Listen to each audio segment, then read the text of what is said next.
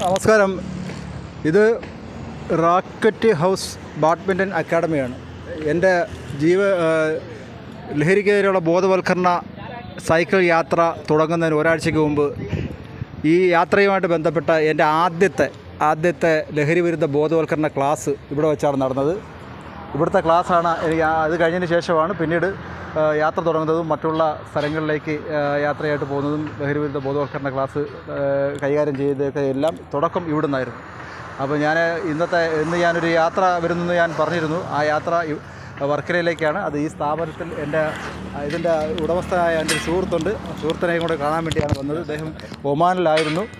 ഒമാനിൽ നിന്ന് വന്നിട്ട് ഒരാഴ്ച ആയുള്ളൂ. വിളിച്ചപ്പോൾ ഇവിടെ ഉണ്ടെന്ന് പറഞ്ഞു. അങ്ങനെ അത് കാണാമെന്നുള്ളൊരു ആഗ്രഹം കൂടെ വെച്ചുകൊണ്ടാണ് ഞാനിവിടെ എത്തിയത്.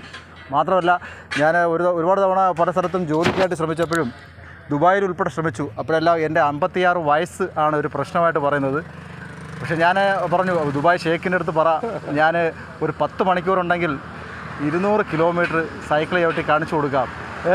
അപ്പം ഏജ് എന്ന് പറയുന്നത് വെറും നമ്പർ മാത്രമാണെന്നും ഞാൻ അവരെ ബോധ്യപ്പെടുത്തി കൊടുക്കാമെന്നൊക്കെ ഞാൻ പറഞ്ഞിട്ടുണ്ട്. എങ്കിലും നിസ്സാരമായിട്ട് ഒരു 1.5 മണിക്കൂർ കൊണ്ട് എനിക്ക് 40 കിലോമീറ്റർ സൈക്കിൾ ചവിട്ടി ഇവിടെ എത്താൻ പറ്റി. യാത്ര ഇനിയും തുടരും. ഓക്കെ.